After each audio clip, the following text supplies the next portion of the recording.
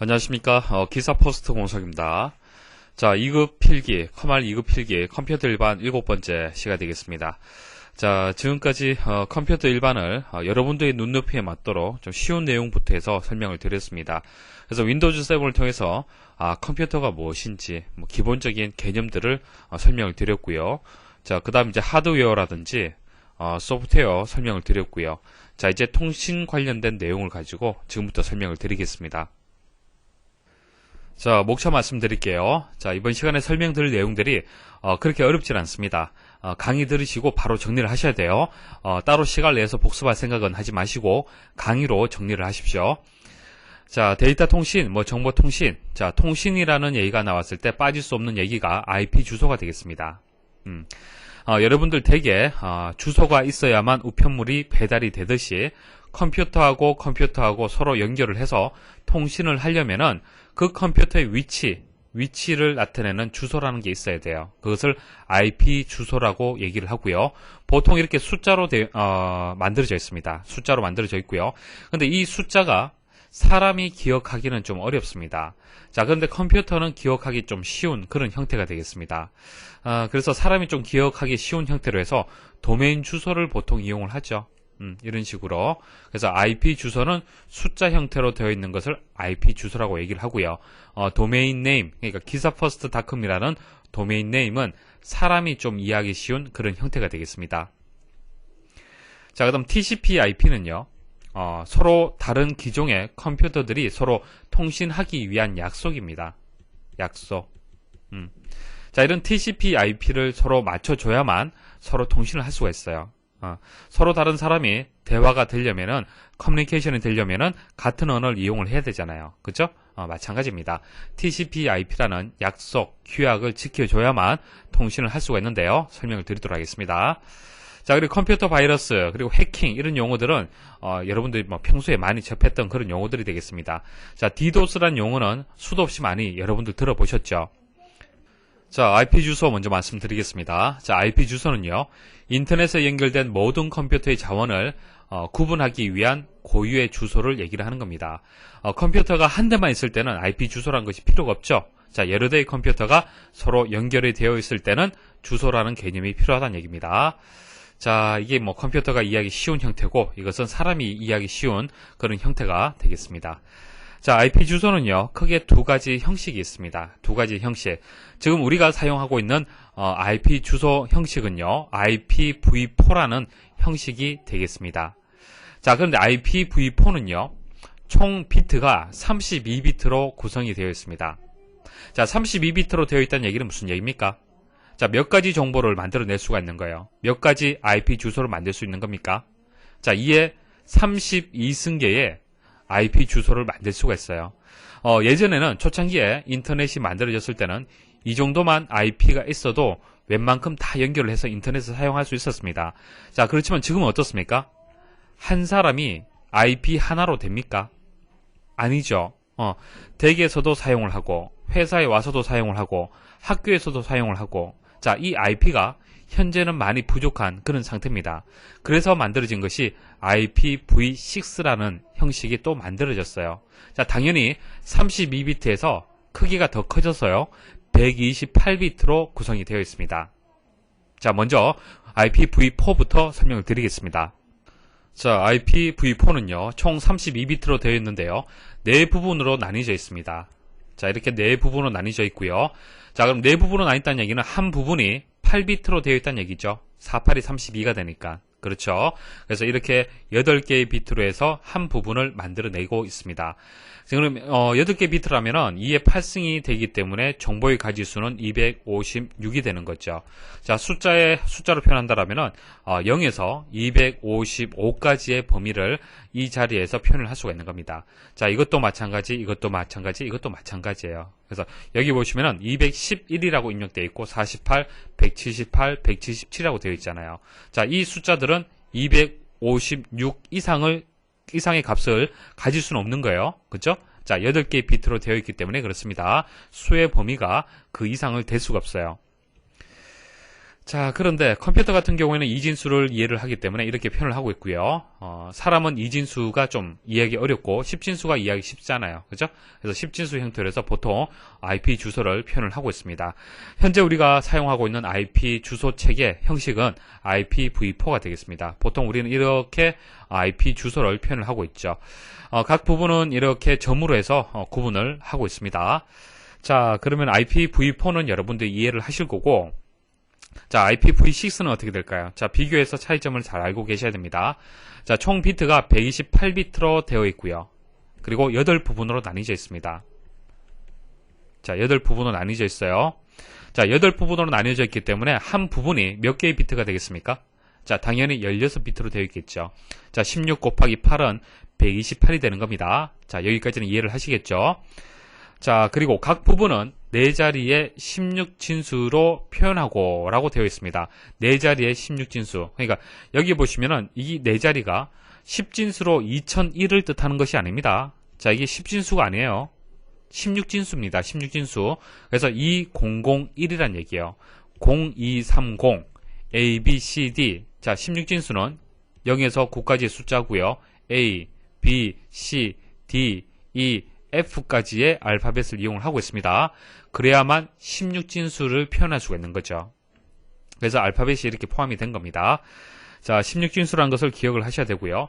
자, 4자리에 이렇게 16진수로 표현이 됐는데 각 자리는 어떻게 되겠습니까? 자, 4자리에 또 2진수로 해서 이렇게 표현을 할 수가 있습니다. 자, 이것은 모르셔도 됩니다. 자, 중요한 것은 4자리에 16진수로 해서 표현을 하고 콜론으로 구분이 된다. 자, 여기서 점으로 해서 IPv4는 구분이 되었는데요. 여기서는 콜론으로 구분된다는 것을 꼭 기억을 하십시오. 자, IPv6의 특징을 설명을 드리겠습니다. 자, 모든 면에서 IPv4보다 뛰어나다, 그렇게 생각을 하시면 됩니다. 자, 현재 사용하고 있는 IP 주소 체계인 IPv4의 주소 부족 문제를 해결하기 위해서 개발이 되었습니다. 자, 이유는 이유가 가장 크고요. 그 다음에 이제 확장성이라든지 융통성, 연동성, 그리고 뭐 품질, 보안, 속도, 멀티미디어 기능, 이런 것들이 우수하다. 그래서 상대적으로 모든 면에서 우수하다. 그렇게 보시면 됩니다. 그리고 시험에 나오는 또 특징 중에 한 가지가요. 0이 연속되는 경우, 연속된 0은 콜론 2개로 해서 이렇게 생략을 할 수가 있습니다. 자, 주소가 이렇게 입력이 되어 있어요. 그럼 이 부분은 0이 계속 연속적으로 입력이 되어 있잖아요. 그죠? 자, 이렇게 되어 있을 때는 콜론을 2개를 해서 대신 할 수 있다는 얘기입니다. 자, 그리고 주소 할당하는 방법. 자, 주소를 만들어주는 방법을 3가지로 정의를 하고 있습니다. 3가지 종류. 일단 각각의 의미는 모르셔도 되는데요. 3가지가 있다는 것을 꼭 기억을 하셔야 돼요. 항상 문제에 잘 나오는 것은 3가지일 경우에 문제에 잘 나오죠. 그래서 IPv6의 주소 할당 방법이 아닌 것은 해서 충분히 나올 수 있습니다. 꼭 기억을 하셔야 돼요. 자, 유니캐스트가 있습니다. 유니캐스트. 자, 유니라는 것은 하나를 뜻하는 거죠. 그래서 1대1, 자, 1대1로 서로 통신을 할 때, 그때 주소를 할당하는 방법이 되는 거고요. 자, 멀티는 여러 개를 얘기를 하는 거죠. 그래서 1대 다 통신할 때 사용하는 방식이고요. 자, 애니캐스트. 자, 애니캐스트는요, 1대1인데요. 송신자와 가장 가까이 있는 수신자. 자, 송신자하고 수신자하고 서로 통신을 하는데, 가장 가까이 있는 수신자 간에 통신할 때, 자, 그때 주소를 할당하는 방법이 됩니다. 자, 이렇게 주소를 할당하는 방법을 이렇게 3가지로 나누는 이유. 그러니까 유형을 이렇게 나눴던 이유는요. 유형에 맞도록 할당하게 되면은 주소의 낭비 요인을 줄일 수가 있어요. 어떤 규칙에 의해서 주소를 할당하게 되면은 낭비를 줄일 수가 있습니다. 그래서 간단하게 주소를 결정할 수 있는 그런 이점이 있습니다. 현재 IP 주소의 고갈로 인하여 IPv4 체계에서 IPv6 체계로의 변경이 불가피해지고 있다.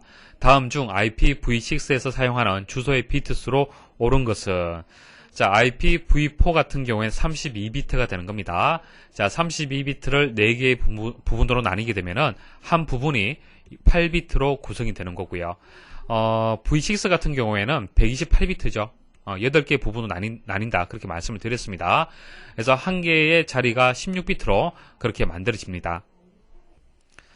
다음 중 현재 인터넷에서 사용하는 IPv6 주소 체계에서 주소 체계에 관한 설명으로 옳지 않은 것은, 나머지는 뭐 다 설명을 드렸던 거고요. 유니 1대1, 멀티는 1대 다, 자, 유니는 1, 멀티는 다, 1대 다가 되는 거고요. 브로드캐스트가 아니죠. 애니캐스트가 정답이 되겠습니다. 그래서 2번이 정답이 되겠네요. 자, 다음 중 인터넷 주소 체계인 IPv6에 대한 설명으로 옳은 것은 자, 주소의 각 부분은 10진수가 아니죠. 10진수는 IPv4가 되는 거고, 자, IPv6에서는 16진수를 쓴다, 그렇게 말씀을 드렸습니다. 각 부분은 세미콜론이 아니고요, 콜론이죠. 자, 주소의 전체 길이가 64비트가 아니고 128비트입니다. 4번이 정답이 되겠네요. 자, 도메인 네임 설명드리겠습니다. 숫자로 되어 있는 IP 주소를요, 사람이 이해하기 쉬운 형태의 문자 형태로 표시한 것을 도메인 네임이라고 얘기를 하는 겁니다. 여러분들이 기사 퍼스트 사이트에 접속을 하시려면 IP 주소를 사실 직접적으로 입력을 해야 돼요. 그래야만 컴퓨터가 이해를 하고 그 사이트를 찾아서 접속을 해주는 겁니다. 근데 이 IP 주소는 사람이 이해하기 쉬운 형태가 아니죠. 숫자로 되어 있기 때문에. 그래서 문자로 되어 있는 형태의 주소, 이것을 도메인 네임이라고 얘기를 하는 겁니다. 자, 이 도메인 네임을 입력을 했을 때 컴퓨터가 이제 알아듣는데요. 각 자리에 의미가 있습니다. 각 자리의 의미. 자, 기사 퍼스트라는 이 부분은요, 소속 기관을 뜻하는 겁니다. 소속 기관의 이름. 그 다음 CO는 이 소속 기관의 종류를 뜻하는 겁니다. CO, CO라든지 COM 같은 경우에는 상업기관을 뜻하는 거죠. 상업기관. 자, 영문자를 보시면 이해를 하실 겁니다. 자, GOV는 정부기관을 뜻하는 거고요. 그리고 ORG 같은 경우에는 비영리기관이나 기타 기관을 뜻하는 그런 이제 소속 기관의 종류를 뜻하는 겁니다. 자, 그다음 KR은 이제 소속 국가를 뜻하는 거고요. 그리고 앞부분을 자, 잘 들어보십시오. 자, www라고 되어 있는데요. 이것을 호스트 컴퓨터 이름이라고 얘기합니다. 호스트 컴퓨터 이름. 자, 한마디로 컴퓨터 이름이에요. 컴퓨터 이름이고, www 외에 다른 이름이 주어질 수도 있습니다. 이 부분에 FTP라고 이름을 줄 수도 있고요. AAA라고 이름을 줄 수도 있습니다. 자, 왜냐면은 기사 퍼스트라는 회사의 컴퓨터가 한 대만 있는 것이 아니죠. 여러 대의 컴퓨터가 있습니다. 그래서 기사 퍼스트에서 여러 대의 컴퓨터 중에서 www라는 컴퓨터 이름에 접속을 한 거예요. 그래서 컴퓨터 이름을 뜻하는 겁니다. 자, 이 이름은 바뀔 수가 있는 거예요. 자, 그럼 DNS 말씀을 드릴게요. 자, DNS는 도메인 네임을 숫자로 된 IP 주소로 바꿔주는 그런 역할을 하는 겁니다. 말씀드렸다시피 사람이 이해하기 쉬운 형태는 이런 도메인 네임이죠. 자, 근데 컴퓨터는 IP 주소를 이해를 하는 겁니다. 그럼 결과적으로 이 도메인 네임을 사람이 입력을 했을 때 IP 주소로 바꿔주면 되잖아요. 그러면 컴퓨터가 이해를 할 거 아닙니까? 그래서 중간에 변환해주는 장치가 필요한데 그 장치의 이름이 DNS란 얘기입니다.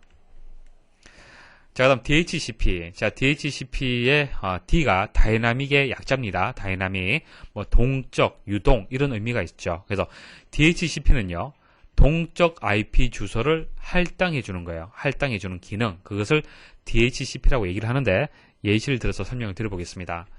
여러분들 되게 자, 인터넷을 이렇게 연결해서 사용을 하죠. 자, 인터넷을 신청을 해서 연결해서 사용을 하는데요.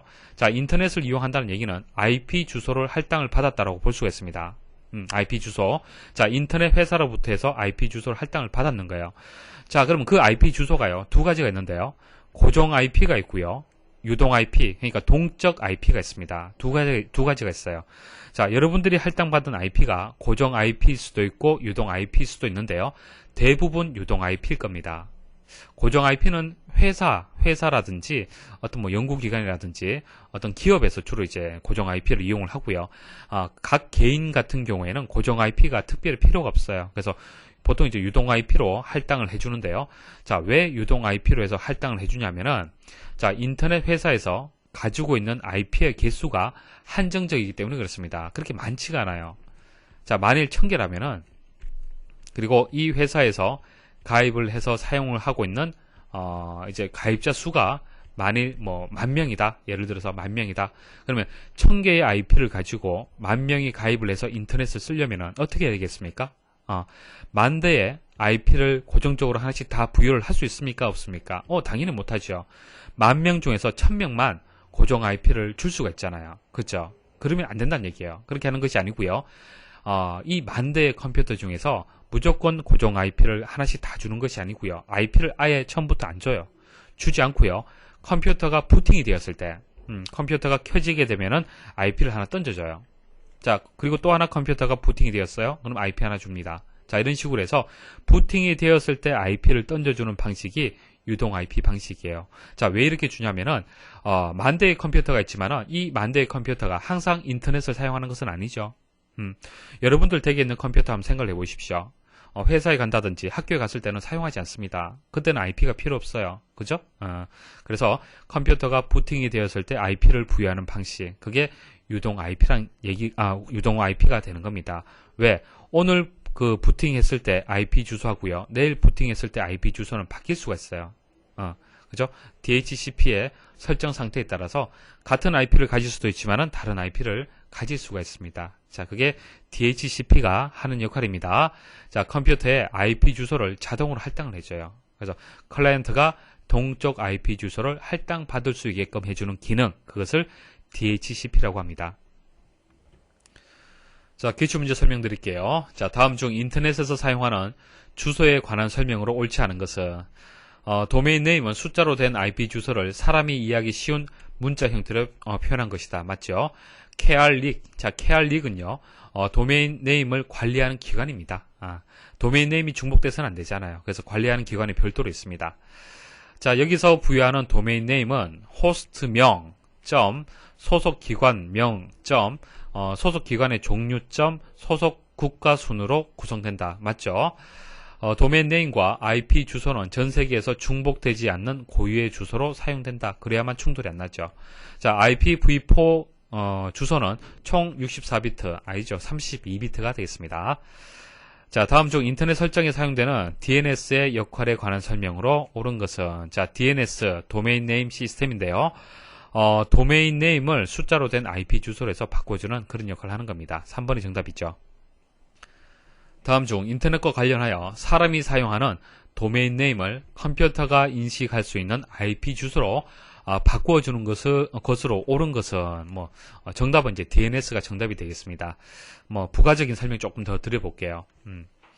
자, 서버라는 개념하고 클라이언트라는 개념을 설명 좀 드려볼게요. 다들 잘 아시겠지만은, 서버라는 것은 서비스를 제공하는 컴퓨터를 얘기를 하는 겁니다. 서비스를 제공하는 거예요. 자, 서비스의 종류에 따라서 그 서버의 이름은 달라지는 겁니다. 자, 웹서버라는 얘기 들어보셨죠? 웹. 자, 웹이라는 것은 www를 뜻하는 겁니다. 제가 조금 전 www.기사퍼스트.co.kr 해서 도메인 네임 설명을 드렸을 때 www가 뭐라고 했습니까? 호스트명이라고 말씀을 드렸죠. 호스트명.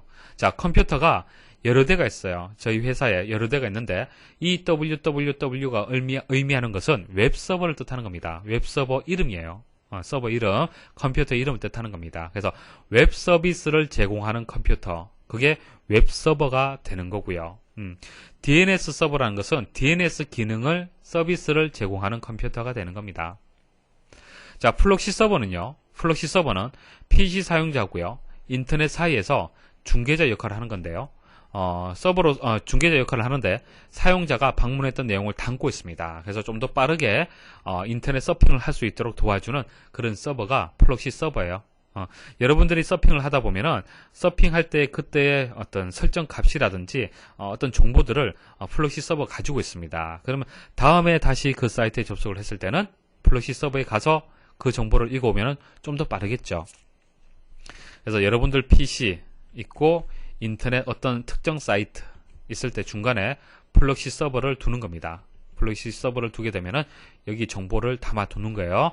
자, 이 설정을 어디서 할 수 있냐면은 인터넷 옵션. 자, 제어판에 이제 인터넷 옵션에 가시면은 자, 연결이라는 탭이 있습니다. 거기 보시면은 플록시 서버라는 내용을 설정을 할 수 있게끔 되어 있습니다. 자, 그리고 클라이언트 같은 경우에는 서비스를 요청하는 컴퓨터가 되는 거죠. 여러분들이 기사퍼스트 사이트에 접속을 했다라면은 기사퍼스트는 서버가 되는 거고 여러분들은 클라이언트가 되는 겁니다. 다음 중 한글 윈도우즈에서 인터넷을 사용할 수 있게 하며 클라이언트가 동적인 IP를 할당받을 수 있게 해주는 것은, 자, 동적인 IP를 할당을 받는다. DHCP가 정답이 되겠죠. 이때 동적만 생각을 하시면은 쉽게 답을 찾을 수가 있을 겁니다. 다이나믹. 다음 중 ISP 업체에서 각 컴퓨터의 IP 주소를 자동으로 할당해주는 프로토콜이 무엇이냐. 자, 프로토콜. 일단 프로토콜이 무엇인지 설명을 한번 드려볼게요. 자, 프로토콜이 1번, 2번, 3번, 4번. 자, 이게 전부 다 이제 프로토콜인데요. 자, 마지막에 P로 끝나잖아요. 그죠? 자, 이게 전부 이제 프로토콜을 뜻하는 겁니다. 자, 프로토콜은요, 통신 규약이에요. 통신하기 위한 규약. 약속이 되는 겁니다. 약속. 자, 저와 여러분들이, 서로 이렇게 대화가 되는 것은 한국어라는 어떤 약속이 맞기 때문에 그래요. 그렇죠? 그래서 사람도 이제 마찬가지입니다. 이런 통신하기 위한 규약이 필요하듯이, 컴퓨터와 컴퓨터 사이에도 통신하기 위해서는 어떤 약속, 통신 규약, 프로토콜이 필요합니다. 자, A 컴퓨터가 있고 B 컴퓨터가 있다라고 봤을 때 A 컴퓨터에서는 통신 장비가 삼성 제품을 사용을 하고 있고요. B 컴퓨터는 LG 제품을 사용을 하고 있습니다. 자, 이렇게 서로 다른 그 장비를 사용을 하잖아요. 그죠? 자, 그러면 통신이 안 돼요. 일단은. 그죠? 통신이 안 되는데 여기서 동일한 프로토콜을 서로 설치를 해주면은 통신이 가능한 겁니다. 그러니까 장치가 다르다 하더라도 프로토콜이 동일하면은, 그러니까 외국 사람이다 하더라도 외국 사람이 한국어를 사용을 한다라면 우리하고 통신할 수 있잖아요. 그죠? 자, 그런 개념을 생각을 하시면 됩니다. 그래서 프로토콜이라는 것은 통신 규약을 뜻하는데요. 자, 이런 프로토콜은 수도 없이 많습니다.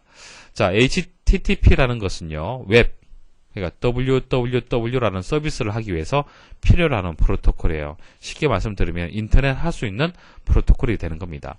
자, 그 다음 TCP/IP는요, 인터넷 서비스를 하기 위한 기본적인 프로토콜이에요. 인터넷 서비스를 하기 위한 기본적인 프로토콜. 자, 인터넷 서비스의 종류라든지 기타 여러 가지는 다음에 또 말씀을 드릴 겁니다. 자, SMTP는 이것은 메일하고 관련된 프로토콜이에요. 이런 프로토콜이 있구나라고 일단 생각을 하시면 되고, 여기서는 이제 IP 주소를 자동으로 할당한다고 얘기를 했기 때문에 프로토콜 중에서 DHCP가 이제 정답이 일단 되는 겁니다. 자, 그리고 ISP가 무엇인지 설명을 좀 드릴게요. ISP 업체라는 것은 뭐 쉽게 KT 생각하시면 됩니다. 여러분들이 인터넷을 개통을 할 때 IP를 부여를 받아야 되잖아요. 그죠? IP가 있어야만 인터넷 사용할 수 있습니다. 그러면 이제 KT와 같은 이제 IP를 부여해주는 그 회사에 의뢰를 해서 신청을 해서 여러분들이 개통을 할 겁니다. 그래서 개인이나 기업에게 인터넷 접속 서비스 등을 제공하는 회사, 그것을 우리는 ISP 업체다, 그렇게 얘기를 하는 겁니다. 자, 이런 ISP 회사에서 보유하고 있는 IP는 한정적이죠. 그래서 DHCP를 이용하게 되면 동적 IP를 할당할 수가 있기 때문에 여러 고객에게 더 많은 IP를 제공을 할 수가 있습니다. 다음 중 한글 윈도우즈에서 사용자 네트워크 내의 이름이 서버인 컴퓨터에 있는 공유 폴더 쉐어에 액세스하기 위한 주소 입력 형식으로 옳은 것은, 자, 문제가 어려운 것 같은데 실습을 통해서 설명 좀 드리겠습니다. 자, 여러분들 컴퓨터가 뭐 집에 있을 수도 있고 뭐 회사 내에 있을 수도 있습니다. 자, 그 조직 내에 네트워크에 연결이 되어 있다라고 가정을 하겠습니다. 자, 네트워크에 연결되어 있으면은 여러분들의 자원을 다른 사람이 쓸 수 있도록 공유를 할 수 있습니다. 여러분들의 프린터, 여러분들의 파일, 폴더, 프로그램, 각종 자원들을 다 공유를 할 수가 있습니다. 자, 공유를 하려면요, 그 해당 대상을 일단 선택을 해줘야 됩니다. 선택을 하시고 오른쪽 버튼 클릭. 그러니까 제가 쉐어라는 이 폴더 내에 있는 이 파일들을 공유를 하고 싶어요. 그럼 폴더를 선택을 해서 오른쪽 버튼 클릭. 자, 속성에 가서 공유 설정을 해주는 겁니다. 그러니까 공유라는 것은 아무나 들어와서 여러분들 자원을 사용해서는 안 되잖아요. 그죠? 컴퓨터의 주인인 여러분들이 설정을 해주면 되는 겁니다. 자, 공유 설정하는 방법 보도록 하겠습니다. 자, 공유 버튼 클릭을 하시고요. 자, 공유할 사람을 먼저 선택을 해주는 겁니다. 누구에게 공유를 허용을 할 거냐? 자, 모두에게 허용을 하겠다. 자, 모두에게 허용을 하겠다. 자, 추가 버튼 누르시고, 자, 모두에게 허용을 하는데 그 권한은, 자, 이 폴더에 대해서 읽기 권한만 주겠다. 수정할 수 없도록 읽기 권한만 주겠다. 혹은 읽기 쓰기까지 할 수 있도록, 그러니까 수정할 수 있도록 권한을 주겠다. 뭐 제거하겠다. 이런 식으로 선택을 할 수 있습니다. 자, 읽기 권한만 주게 되면은 뭐 내용을 읽을 수는 있지만 수정할 수는 없습니다. 삭제할 수도 없고요. 자, 공유 버튼 누르고요. 완료 버튼 누릅니다. 자, 그리고 고급 공유에 가게 되면은 그 선택한 폴더 공유 체크하면요, 공유 이름을 또 바꿔줄 수 있습니다. 기본적으로 폴더 이름이 설정이 되는데요, 설정을 바꿀 수도 있습니다. 자, 확인 버튼 누르시고요. 닫기 버튼 누르도록 하겠습니다. 자, 그럼 현재 쉐어라는 이 폴더가 다른 컴퓨터에서도 볼 수 있도록 공유 설정이 되어 있는 상태입니다. 자, 확인을 하려면은 뭐 여러 가지 방법이 있는데 내 컴퓨터라든지 탐색기에 가게 되면은 왼쪽에 네트워크가 있죠. 네트워크. 현재는 제 컴퓨터에 연결된 컴퓨터가 KWS PC밖에 없습니다. 그러니까 이게 제 컴퓨터예요. 그러니까 컴퓨터가 네트워크에 제 컴퓨터밖에 없기 때문에 이 컴퓨터 한 대만 지금 보여지는 겁니다. 그러니까 지금 제 컴퓨터에 이제 쉐어라는 폴더에 공유 설정을 한 거잖아요. 그죠? 그럼 확인할 수 있어요. 자, 클릭을 하시면요. 오른쪽에 쉐어라는 이렇게 폴더가 보여지게 되는 겁니다. 자, 바탕화면에서 보여지는 이 폴더하고 동일한데 바탕화면에 있는 폴더는 이제 원본이 되는 거고요. 이것은 네트워크로 접근해서 보여지는 화면이 되는 겁니다. 아시겠죠? 물론 더블 클릭을 하게 되면은 동일한 내용을 보실 수가 있습니다. 자, 이렇게 해서 이제 공유 설정을 할 수가 있는 거예요. 이렇게 공유 설정하면은 뭐 B라는 컴퓨터가 있더라면 B라는 컴퓨터에 이제 컴퓨터에 들어가게 되면은 이렇게 네트워크 접근하게 되면 또 보일 수가 있습니다. 자, 그런데 이렇게 컴퓨터로 이제 이렇게 접근을 해서 혹은 탐색기로 접근하는 것이 아니라 자, 위쪽에 주소 표시줄에 보시면은 클릭을 하시면요. 이렇게 주소가 표시가 됩니다. 자, 주소가 표시가 되는데요. 공유를 더블 클릭을 하고요. 자, 이 상태에서 주소 표시줄을 한번 클릭을 해 보십시오. 자, 클릭을 하면요.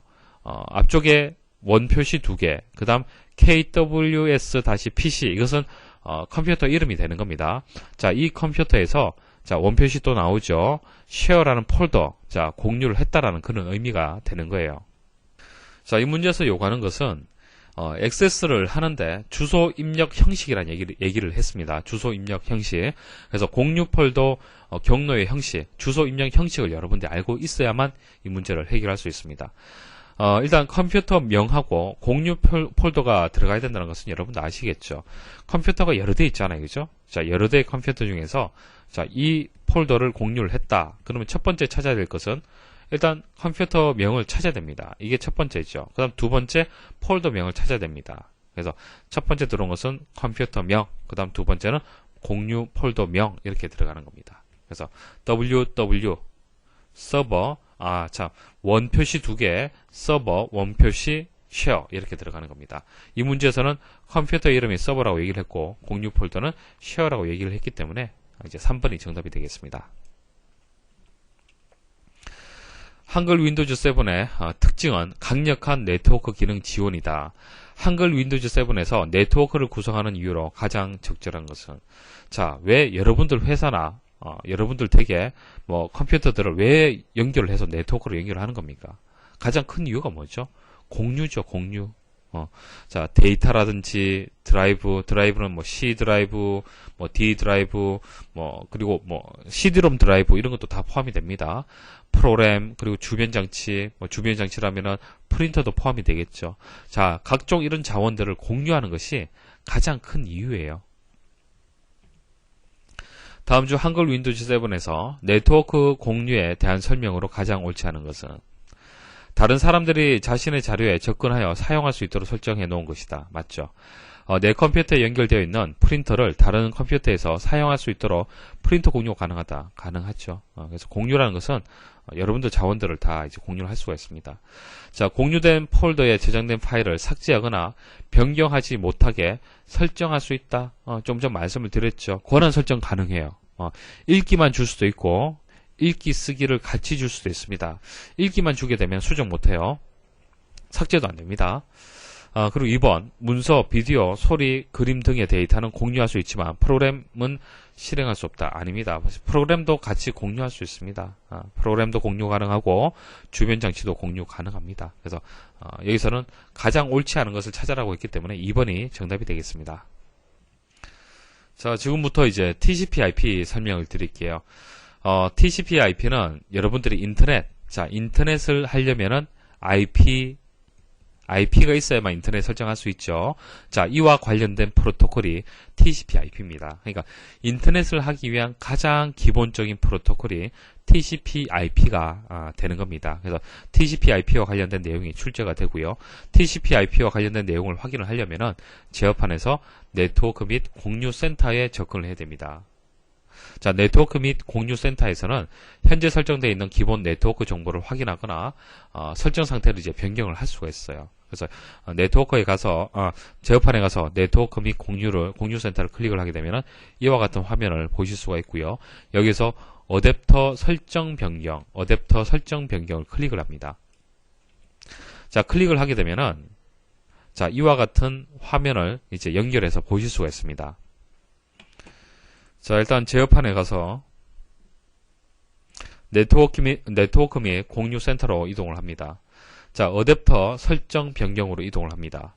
여기서 로컬 영역 연결이라고 나오죠. 로컬 영역 연결이 나오는데, 자, 이것은 여러분들이 인터넷이 연결되어 있으면 자동으로 보여지게 되는 겁니다. 자동으로 보여지게 되고요. 두 개가 있을 수도 있어요. 뭐 무선 하나, 유선 하나 이런 식으로 되어 있을 수도 있습니다.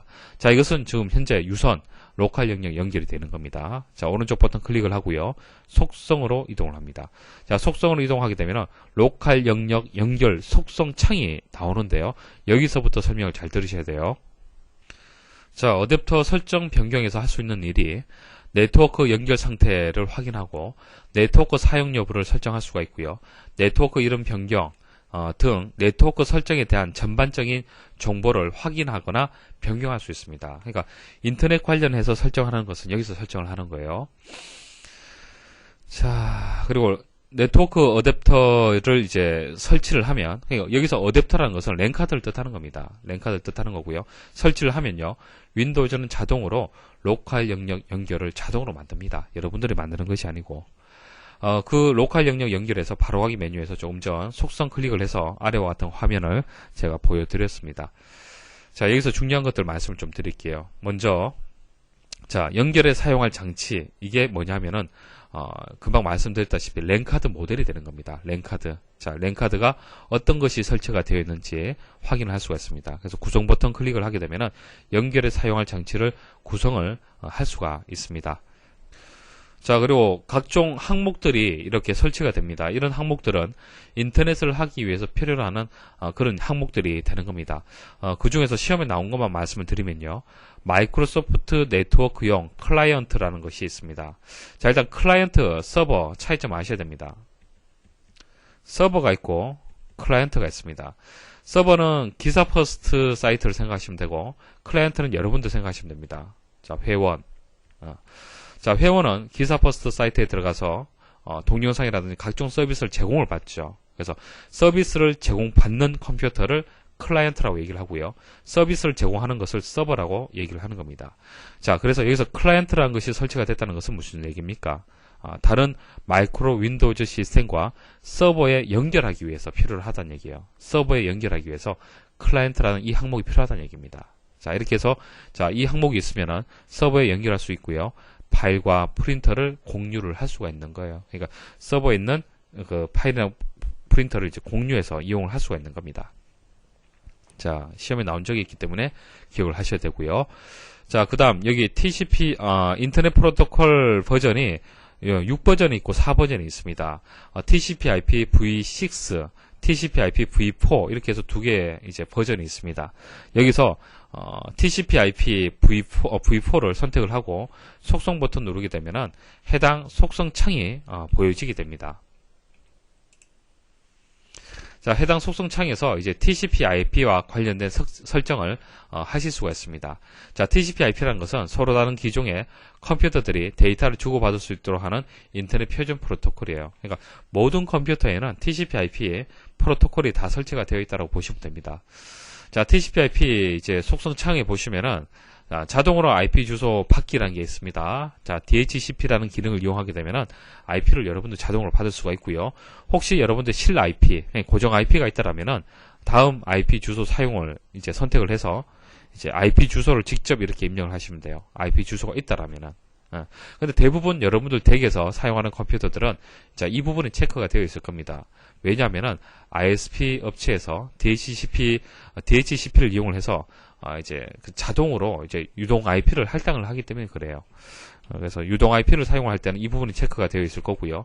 실제 이제 고정 IP를 사용을 한다. 그럴 때는 이 부분이 체크가 되어 있을 겁니다. 자, 그래서 IP 주소를 설정을 할 수가 있고요. 자, 지금 설명드린 내용 잘 들으셔야 됩니다. 뭐 IP 주소, 서브넷 마스크 이런 얘기가 나오는데 아닌 것은 이렇게 나와요. TCP/IP 속성창에서 설정할 수 없는 것이 무엇이냐 이렇게 나오기 때문에 각각의 항목들을 기억을 하셔야 됩니다. 먼저 IP 주소, 뭐 당연히 TCP/IP에서 가장 중요한 것은 IP 주소죠. 자, 그다음 서브넷 마스크. 자, 서브넷 마스크가 무엇인지 설명을 드릴게요. 자, 일단 IP 주소는요. 여기서 IPv4에서는 인터넷에 연결된 호스트 컴퓨터의 유일한 주소, 그러니까 주소의 개념이 있는 것이죠. IP 주소는 네트워크 주소와 호스트 주소로 구성이 된다. 자, 이 부분 설명을 드릴게요. 네트워크 주소하고요, 호스트 주소로 이렇게 구분이 됩니다. 자, IP 주소가 147.6.114.111이잖아요. 그죠? 이게 구분이 되는데요. 이 부분이 네트워크 주소고요. 이 부분이 호스트 주소입니다. 그러니까 여러분들 컴퓨터의 주소가 되는 거예요. 자, 이것을 어떻게 알 수 있냐면은 아래쪽에 서브넷 마스크의 주소를 보면 알 수 있습니다.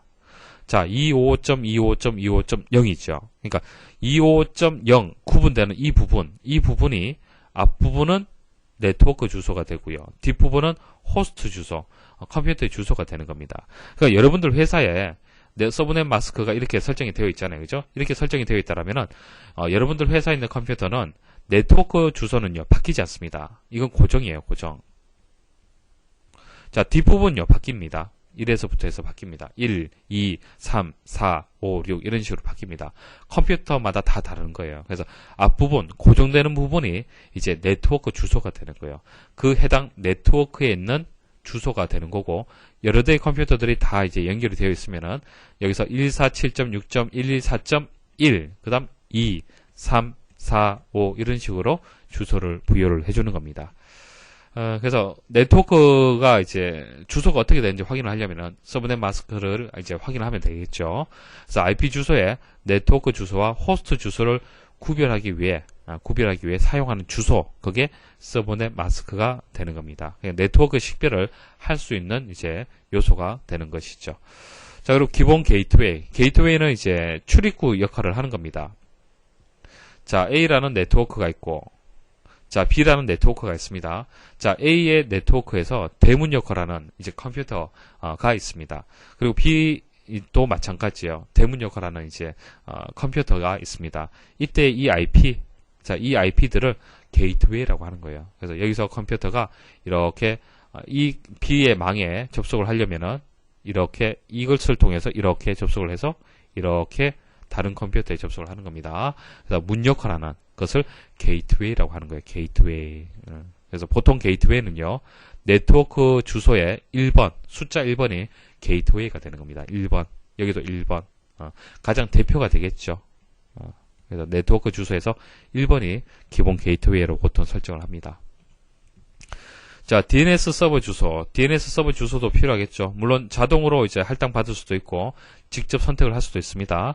그래서 기본 설정 DNS 서버 혹은 보조 DNS 서버 이렇게 해서 복수개로 해서 설정을 할 수 있습니다. 한 개 설정할 수도 있고 두 개 설정할 수도 있어요. 그래서 도메인 네임을 숫자로 된 IP 주소로 변환해주는 서버가 있는 IP 주소를 이렇게 입력을 할 수 있습니다. 자, 기억을 하십시오. TCP/IP 이제 속성 창에서 IP 주소, 서브넷 마스크, 게이트웨이, DNS 서버 주소 이런 것을 설정할 수 있습니다. 자, 기출 문제 보도록 하겠습니다. 다음 중 고정 IP 주소를 설정하여 인터넷 서비스를 사용하려고 한다. 한글 윈도우즈 7의 인터넷 프로토콜 버전 4, TCP/IP v4의 속성창에서 설정해야 할 항목으로 옳지 않은 것은, 자, 다 말씀을 드렸죠. 홈페이지 주소는 아니죠. 홈페이지 주소 어디서 설정합니까? 홈페이지 주소는, 자, 제어판에 가셔도 되고, 자, 인터넷 옵션에 가야겠죠. 자, 인터넷 옵션에 가서 여기서 설정을 하는 겁니다. 다음 중 한글 윈도우즈 7의 네트워크 기능 중 다른 마이크로 윈도우즈 시스템과 서버에 연결할 수 있고 파일과 프린터를 공유할 수 있게 하는 요소로 가장 적절한 것은, 자, 서버에 연결한다. 클라이언트 생각을 하시면 됩니다. 다음 중 인터넷 프로토콜 속성창에 대한 설명으로 옳은 것은, 컴퓨터 이름을 설정할 수 있다. 작업 그룹을 설정할 수 있다. 자, 이런 것은 우리 제어판에 가서 시스템에 가게 되면 설정할 수 있는 내용이 되겠습니다. 네트워크 연결을 위한 IP 주소를 자동으로 할당받을 수 있도록 설정할 수 있다. 이거 조금 전 말씀을 드렸죠. 여기서는 3번이 정답이 되고요. 공유시킬 수 있다. 자, 공유 설정 제가 조금 전 보여드렸습니다. 자, 이것은 IPv4 속성창에서 하는 것이 아니죠. 공유 설정은. 다음 주 한글 윈도우즈 7에서 네트워크와 관련하여 로컬 영역 연결 속성 대화 상자에서 할 수 있는 작업으로 옳지 않은 것은 1번 연결에 사용할 장치를 구성할 수 있다. 자, 여기 보시면 네트워크 탭에 보시면은 자, 이 구성 버튼을 클릭을 하게 되면은 자, 1번과 같이 설정을 할 수 있습니다. 2번 이더넷 네트워크에 인증된 네트워크 액세스를 제공하도록 옵션을 선택할 수 있다. 이거 설명 어려운데 보통 여러분들 컴퓨터에는 자, 현재 보시면은 로컬 영역 연결 속성에서 인증 탭이 없을 겁니다. 기본적으로는 없어요. 기본적으로 없는데 이것을 설정하는 방법이 있습니다. 보여질 수 있도록 하는 방법이 있는데요. 이것이 보여져야만 이더넷 어댑터에 인증된 네트워크 액세스 제공에 대해서 설정을 할 수가 있습니다. 그러니까 2번에 대한 설정을 하려면은 기본 상태에서는 안 되고요. 이제 제어판에 가서 관리 도구에 가서 서비스가 있습니다. 그 서비스의 종류 중에서 이제 이 항목이 있는데요. 이 항목을 바로가기 메뉴에서 시작을 눌러줘야 됩니다. 자, 보여드릴게요. 자, 관리 도구에 가서 서비스 있습니다. 자, 더블 클릭을 해보십시오. 그러면은 현재 여러분들 컴퓨터에 서비스가 되고 있는 항목들이 쭉 나옵니다. 시작 유형에 보면은 수동이라고 되어 있는 게 있고 자동이라고 되어 있는 게 있죠. 자, 쭉 내려주시고 좀 전 설명드렸던 해당 항목을 선택을 하시고요. 오른쪽 버튼 클릭을 하게 되면은 현재는 시작이 활성화되어 있기 때문에 시작이 되어 있는 상태고 중지 버튼 누르게 되면은 조금 전 그 탭이 보여지지 않는 거고요. 아마 여러분들은 시작 버튼 누를 수 있도록 활성화되어 있을 겁니다. 그래서 시작 버튼 누르게 되면은 해당 탭이 이제 보여지는 겁니다. 자, 그래서 2번은 맞는 설명이고요. 3번 호스트명과 도메인명을 설정할 수 있다. 그런 내용은 없습니다. 4번 인터넷 프로토콜을 설정할 수 있다. 자, TCP/IP를 설정을 할 수가 있습니다. 자, 컴퓨터 바이러스하고요. 해킹 관련된 용어들 정리하도록 하겠습니다. 컴퓨터 바이러스의 정의를 보시면은 컴퓨터 프로그램이나 실행 가능한 부분을 변형하여 자, 바꾼다는 얘기죠. 바꿔서 제 기능을 수행할 수 없도록 그렇게 하는 것이 컴퓨터 바이러스가 하는 겁니다. 여기에 자기 자신 또는 자신의 변형을 복제하여 컴퓨터 작동에 피해를 주는 명령들의 조합이다. 한마디로 복제하고 파괴하고 이런 것들이 컴퓨터 바이러스가 하는 거죠. 자, 컴퓨터 프로그램의 일종입니다. 바이러스도 사용자가 바이러스에 감염된 사실을 인식하지 못하도록 은폐하려는 그런 특징을 또 가지고 있죠. 그래서 컴퓨터 바이러스의 특징을 얘기를 할 때는요, 복제한다, 파괴한다, 은폐한다. 자, 이런 키워드들을 기억을 하십시오. 자, 그다음 웜 바이러스. 자, 웜은요, 네트워크를 통해 자신을 복제하고 전파할 수 있도록 만들어진 악성 프로그램을 얘기를 하는 겁니다. 보통 바이러스다 같은 의미로 사용을 하고 있죠. 자, 단순히 자기 복사 기능만 가진 프로그램으로 결과적으로 막대한 시스템 과부하를 일으킨다는 점에서 바이러스를 능가하는 폐해를 야기한다. 자, 무슨 뜻이냐면은 컴퓨터 바이러스는요, 변형을 해서 파괴하는 거죠. 그런데 웜 같은 경우에는 이제 복제를 해서 전파를 하는 겁니다. 그러니까 A 컴퓨터에서 B 컴퓨터 이런 식으로 순식간에 확산이 돼요. 자, 이렇게 쭉 복사가 되어서 확산이 되게 되면 시스템에 과부하가 발생을 합니다. 그래서 이런 시스템에 과부하를 발생하게 만드는 것이 바이러스만큼 그만큼 피해가 많다는 얘기입니다. 자, 도스 공격, DOS 공격. 자, DDoS라는 얘기 들어보셨죠? 자, DDoS나 도스 같은 뜻으로 보시면 됩니다. 다만 이제 D가 하나 붙었는데 D가 뜻하는 것이 분산의 의미가 있습니다. 그래서 분산의 의미가 있는 도스 공격을 얘기를 하는 건데 도스 공격만 이해를 하시면 돼요. 자, 도스 공격이란 것은 서비스를 거부할 수 있도록 공격하는 겁니다. 자, 컴퓨터가 한 대 있어요. 자, 이 컴퓨터가 만일 서비스를 제대로 못하도록 하려면 어떻게 하면 되냐면은, 자, 이 컴퓨터가 가질 수 있는 트래픽이 있습니다. 트래픽이란 것은 여러분들이 그 클라이언트가 되고 서버에 접속을 해서 요청을 해서 정보를 받아내잖아요. 그죠?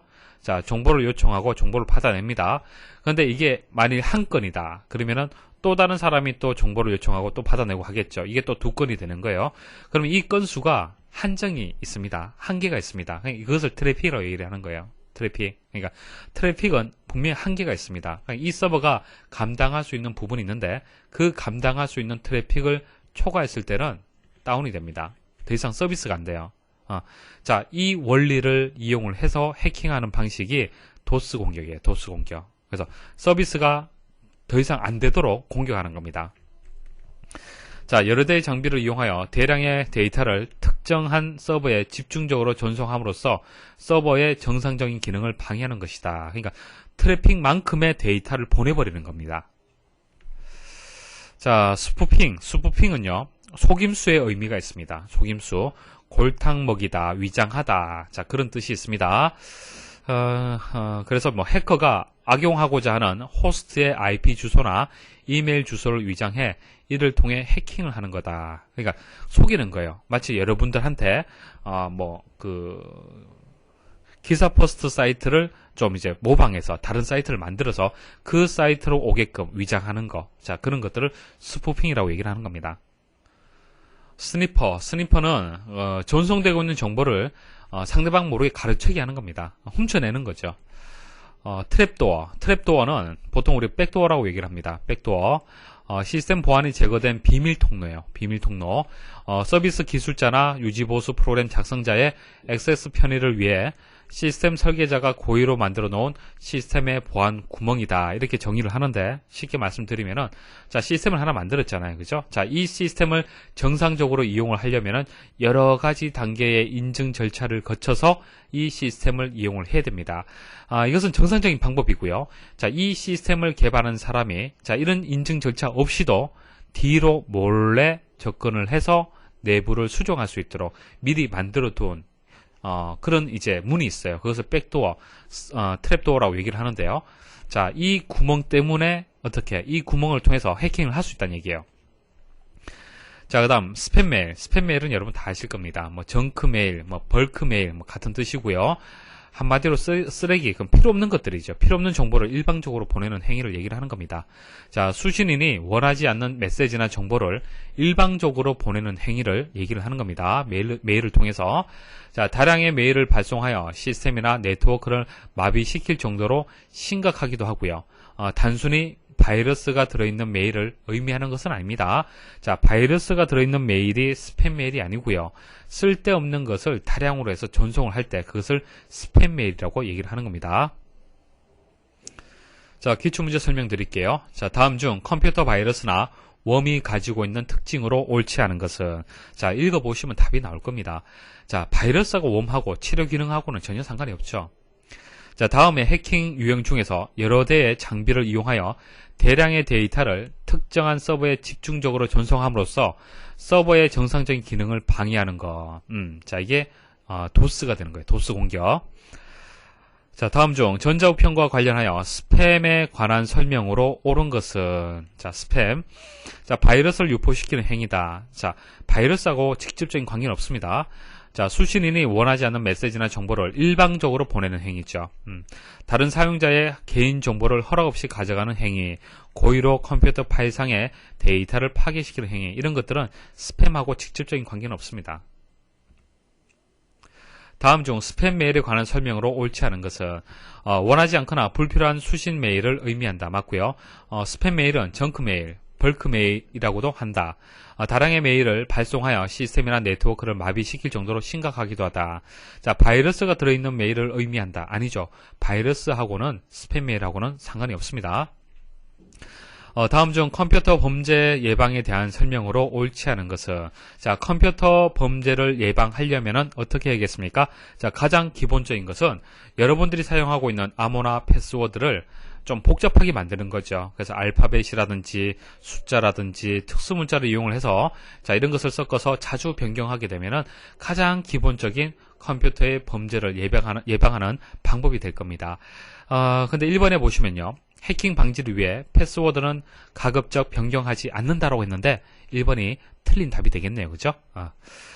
정보 유출이나 해킹 방지를 위해 방화벽 체제를 정비한다. 방화벽하고 보안하고 컴퓨터 범죄하고 관련이 있습니다.